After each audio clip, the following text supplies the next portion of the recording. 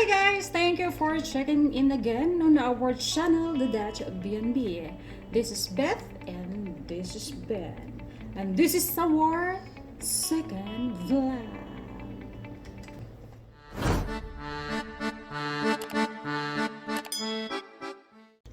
Upon arrival here in the Netherlands, there are some steps you have to take. But before we go to those steps, you first have to book a ticket to the Netherlands. There are a couple of sites where you can book the tickets. They're not very cheap. Flying outside of either Davao, Cebu, or Manila, you will always have a layover somewhere in Asia or in the Middle East. Yes. The sites I used are Skyscanner, Monobo, cheap tickets, or you can either just Google for tickets. That's the easiest and cheapest way. The tickets won't be much cheaper than a return ticket. I have no idea why, because it's only one way. But I think you will maybe save like 100 euros. Yeah, and still there's still a layover, and the layovers are in general in Hong Kong or in China, in Guangzhou. Those are mostly your cheapest flights because you fly with China Eastern, and they are, as far as I know, the cheapest.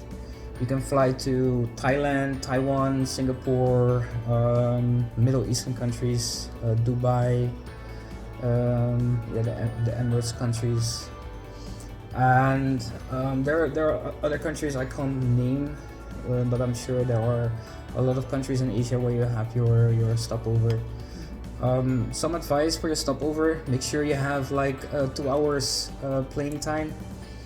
The immigration or your luggage check can take a long time in these countries. They take about maybe 1 hour, and if you have a layover for minimum of 1 hour and I think it was 10 minutes, you really have to rush, and you don't want to rush because maybe you want to have a break after a long flight.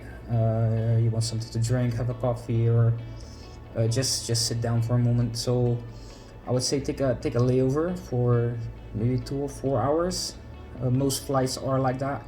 You have flights for 1 hour and 10 minutes, and I've experienced it. It's no fun. It will be very hot, and you will be all sweaty in your next flight, which the next flight is going to be the longest. It's a minimum of 7 hours flying from anywhere in Asia or Dubai to Amsterdam. So that's a long sit. You can get it cheaper. The flights going to England or Belgium.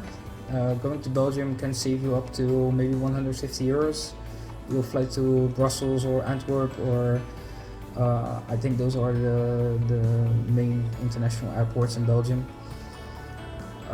But you won't save much money, as you will also have to drive from Belgium to the Netherlands, and it depends on where you live in the Netherlands. It's going to cost you about 100 euros in gas, so you won't save much. Also, the person who will pick you up has to pay for parking, and parking at airports isn't cheap. Flying to England will save you more, but only on the flight ticket, because it could save you up to maybe 250 euros, but you are in England.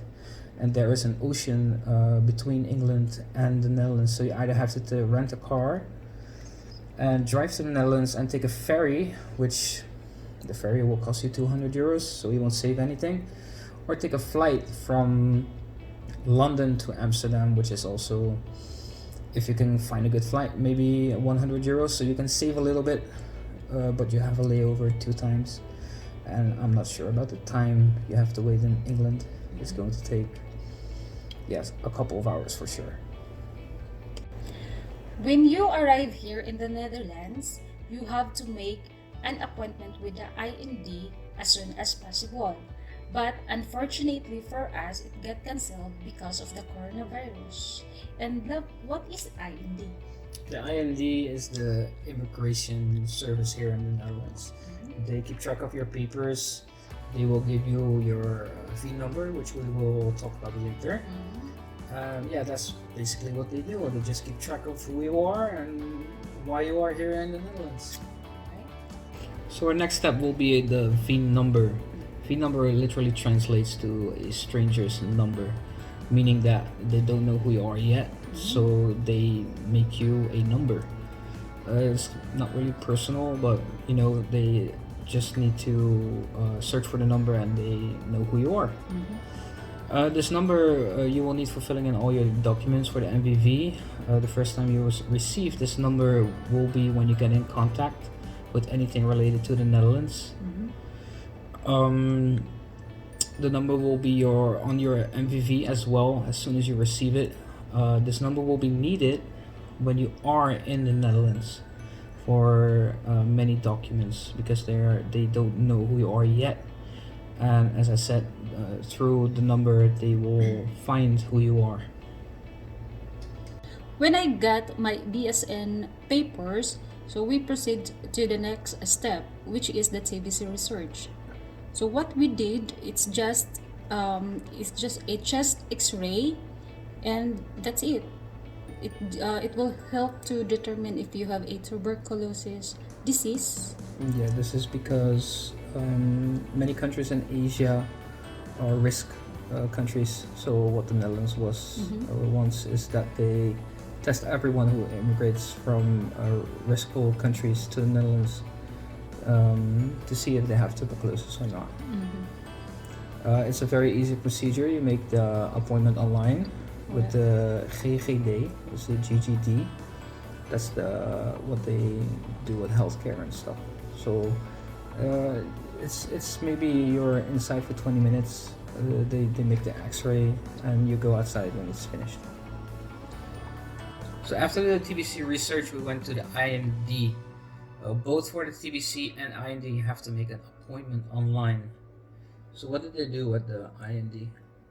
When I get there at the IND, the first thing to do is you must have to bring your passport just to present it, and then do the biometrical fingerprints, do the photo, and also you need to give the passport to the staff there, and then you will make also a signature. Then after that one, they will be the one who will give an appointment for you to pick up your residence permit. Alright, and after you've done that, the residence permit will replace your MVV. So that's how you will start your adventure here in the Netherlands.